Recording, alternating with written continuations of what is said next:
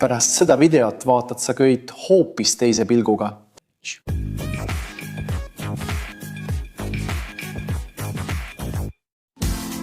Tere, inseneriteadus üksikasjalikult. Kas oled kunagi mõelnud, kuidas köied suudavad nii palju raskust kanda või kuidas nad suudavad jõude nii tõhusalt ühest punktist teise edastada? Võtte viimasele korrale, kui nägid kraanat tõstmas tohutut koormat, mägironijat rippumas vertikaalsel seinal või isegi lihtsat kalavõrku merel hõljumas. Kõigis neis olukordades on köis vaikne peategelane.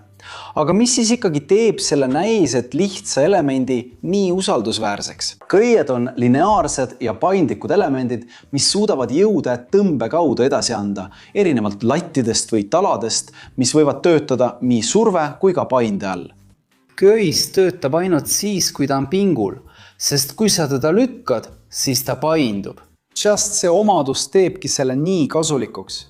See on sellepärast, et tema paindlikkus võimaldab takistustest mööda minna, läbida blokke ja ümbritseda esemeid, samal ajal kui sees olevad kiud, mis on kogu pikkuses joondatud, jagavad tõmbejõudu. Aga millal me hakkasime köisi kasutama? Köite ajalugu käib käsikäes inimkonna insenerikunsti ajalooga juba tuhandeid aastaid. Tunduvalt enne töödeldud metallide olemasolu põimiti juba taimseid kiude, et lohistada kive, siduda paate ja ehitada varjualuseid. Kes meist ei mäletaks Tarzani filme? Kui nad end rippuma panevad, võib neid pidada köitele kõige sarnasemateks. Kanepi, sisali ja puuvilla kiud valitsesid sajandeid tänu nende kättesaadavusele ja lihtsale töötlemisele. Tööstusrevolutsiooni ja hiljem sünteetiliste polümeeride arendamisega. 20 sajandil tulid kasutusele materjalid nagu nailon, polüester ja polüpropüleen, mis tõid kaasa tohutu tõmbetugevuse, vastupidavuse ja omaduste kontrolli paranemise. Samaaegselt võimaldas metallurgia perastrosside loomise, mis on hädavajalikud sildades, köisraudteedes, kraanades ja liftides. Tänapäeval on lisaks klassikalistele materjalidele olemas ka kõrge jõudlusega materjalid nagu aramiidkiud ehk kevlar ja ülisuure molekulmassiga polüetüleen, näiteks UHMVPE, tuntud ka kui Dyneema või Spectra, mis ühendavad suure tugevuse ja väikese kaalu. Evolutsioon ei laiendanud mitte ainult kasutusvõimalusi, vaid täiustas ka arusaamist sellest, kuidas köisi iga vajaduse jaoks projekteerida. Aga millistest köitetüüpidest me siis räägime? Üks lihtne viis neid liigitada on materjali järgi. Looduslikud köied nagu kanep, sisal ja puuvill pakuvad head haarduvust ja on puudutamisel mugavad, kuid imavad vett, kaotavad märjaks saades tugevust ning lagunevad kiiremini aja jooksul. Sünteetilised köied on muutunud valdavaks, kuna need pakuvad etteaimatavat jõudlust. Nailon on väga vastupidav ja elastne, suurepärane löökide neelamiseks.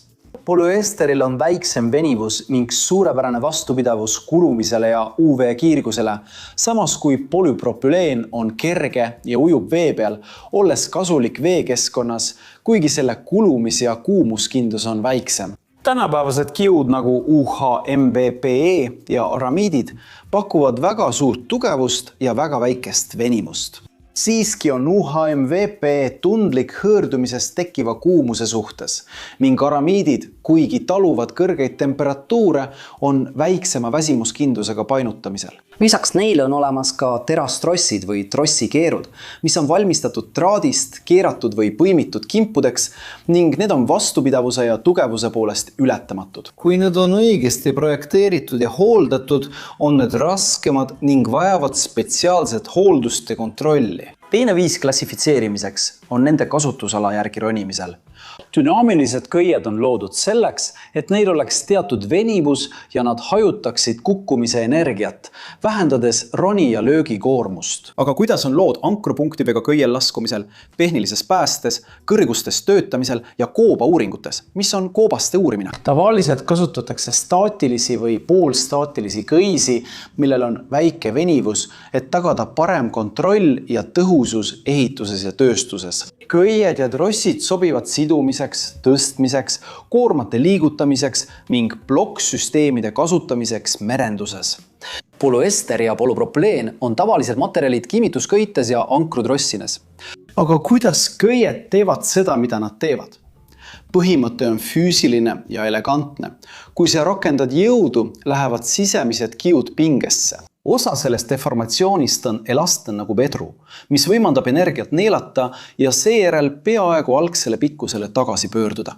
Teine osa võib aja jooksul jäädavaks muutuda roomamise tõttu, olenevalt materjalist ja tingimustest. Trossi ehitus. See, kuidas traadid on omavahel paigutatud ja üksteise vastu lukustatud, on otsustava tähtsusega koormuse jaotamisel ja pikenemise kontrollimisel. Sisemine hõõrdumine kiudude vahel ning keeru või punumismuster takistavad traadid vabalt libisemast, säilitades kuju ja jaotades pinged. Seetõttu ei ole sõlm lihtsalt aas. See tekitab tihedaid kõverusi, mis suurendavad hõõrdumist ja takistavad libisemist. Kuid see tekitab ka pinge kontsentratsioone, mis võivad vähendada köie tugevust. 20–40% võrra olenevad sõlmest. Kas oled kunagi mõelnud, et valesti valitud lihtne sõlm võib olla erinevus turvalisuse ja läbikukkumise vahel? Kui räägime ehitusest, tasub vaadata kõige tavalisemaid konstruktsioonitüüpe. Keerdkõis, klassikaline 3 haruga kõis, valmistatakse kimpude vaheldumisi keeramisega. See on paindlik ja mugav käsitseda, kuid kipub koormuse all pöörlema ning võib olla pindmisele kulumisele vastuvõtlik. Punutud kõied kasutavad omakorda põimitud ümbriseid, mis annavad mõõtmete stabiilsuse ja hea kulumiskindluse.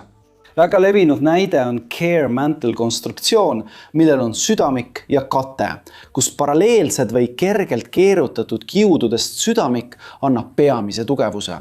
See asub köie sees. Samal ajal kaitseb põnutud kate kulumise, UV-kiirguse ja mustuse eest. Kaasaegsed ronimiskõied järgivad seda kontseptsiooni.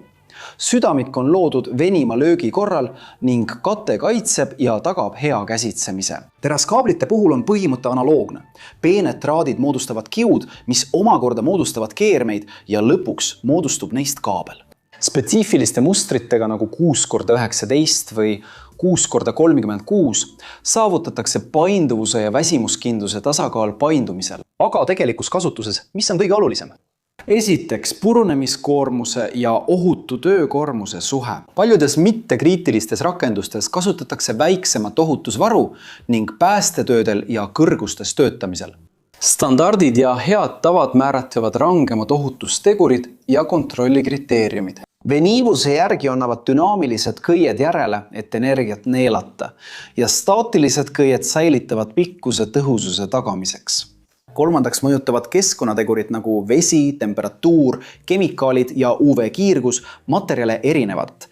Näiteks neelab nailon vett ja võib märjana kaotada tugevust, samas kui polüester säilitab paremini omadused niiskena ja peab hästi vastu UV-kiirgusele. Polüpropüleen ujub vee peal, kuid on vähem vastupidav kõrgetele temperatuuridele ja kulumisele. Et sa mõistaksid, miks on mõistlik kasutada päästerõngal ujuvat kõit, aga mitte vintsil, millel on väikesed ja kuumad plokid. Aga sõrmed, kuidas nendega on? Teada, millist sõlme sa kasutad, on väga oluline, sest sõltuvalt sõlmetüübist muutub kõie käitumine. Näiteks plokisüsteemides muudavad nurgad ja hõõrdumine ankrutele mõjuvat tegelikku jõudu. Ma ei tea, kas sa oled seda juba märganud. Kunav kõverus on oluline, sest igal köiel on soovitatav minimaalne kõverusraadius. Sest teravate nurkade või liiga väikeste plokkide kaudu läbimine koondab pinged ja kiirendab väsimust. Köie kaitsmine nurgakaitsete, varrukate või rullikutega on lihtne tegevus, mis pikendab selle kasutusiga ja vähendab riske. Visuaalne ja taktiilne kontroll on samuti hädavajalik, otsides lamedaid alasid, paljastunud kiude, mulle, kuumuse tõttu kõvastumist, lõikeid, värvimuutust ja keemiliste ainetega saastumist. Köitel, millel on südamik ja kate, võivad katte kahjustused varjata probleeme südamikus. Kahtluse korral on ohutum kõis kõrvale heita kui riskida. Kui kõied on õigesti valitud ja kasutatud, muudavad need hajutatud ja dünaamilised jõud millekski etteaimatavaks ja kontrollitavaks. Ja kui need on valesti valitud või halvasti hooldatud, võivad need järsku puruneda. Seetõttu on oluline tunda materjali põhiomadusi, ehitust ja häid kasutustavasid. See on määrava tähtsusega. Kui oled siiani vaadanud ja video meeldis, siis kindlasti telli kanal, kui sa veel pole seda teinud. Pane like ja aktiveeri teavituste kelluke. Ja kui leiad, et meie sisu on huvitav, siis kaalu liikmeks hakkamist, et aidata meil siin platvormil sisu toota ning et sind meie videotes mainitaks. Ja kui oled uudishimulik ja tahad rohkem teada meie soovitatud kursuste kohta, siis kasuta siin kõrval olevat QR-koodi või lingi video kirjelduses. Et saada ligipääse erinevatele võimalustele, arendada mitmeid oskusi, mis annavad sinu karjäärile eelise. Ja kas sina kasutad igapäevaselt köit või trossi? Kas oskad teha veoautomehe sõlme? Või oled ehk juba õppinud, kuidas oma köit nii hoiustada, et see kasutamisel sassi ei läheks? Kommenteeri. Siia alla, et kommentaaridest saaks koht, kus videoinfot täiendada. Siin kõrval on 2 huvitavat videot, mida sa pead vaatama, et laiendada oma teadmisi ja rahuldada oma uudishimu. Ja kui sa tahad meid toetada, pane like, telli kanal, aktiveeri kelluke ja kaalu kanali liikmeks hakkamist. See ongi kõik, inseneriteaduse austajad, suur kallistus ja kohtume järgmises videos.